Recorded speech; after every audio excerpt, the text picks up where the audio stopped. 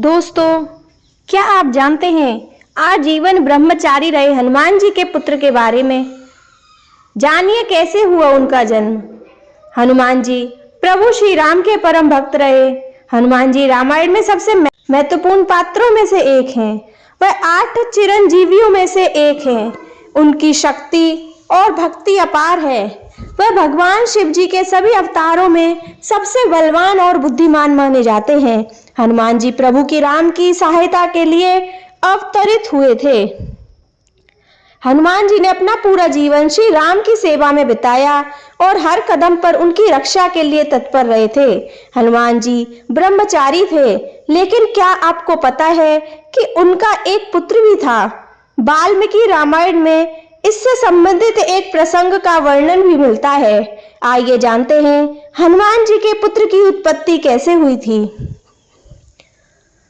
हनुमान जी के पुत्र का नाम मकरध्वज था। उसकी उत्पत्ति भी बड़ी ही रोचक कथा मिलती है।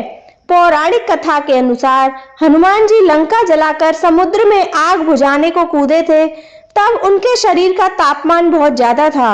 जब वह सागर के ऊपर थे, तब उनके शरीर के पसीने की एक बूंद सागर में गिर गई थी, जिसे एक मकर अर्थात मछली ने पी लिया था और उसी पसीने की बूंद से उसके गर्भ धारण किया।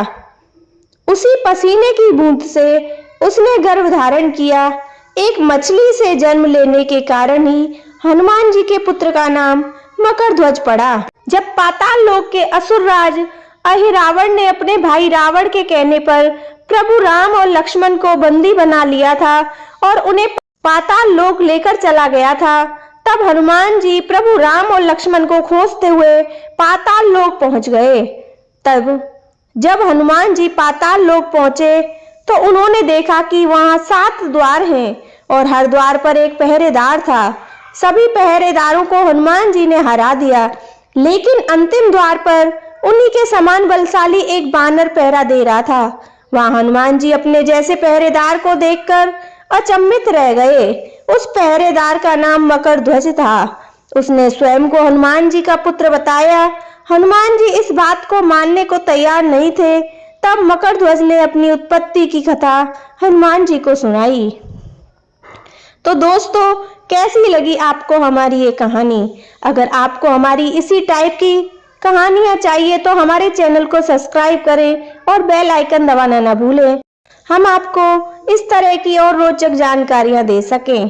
जय श्री कृष्णा, जय बजरंगबली।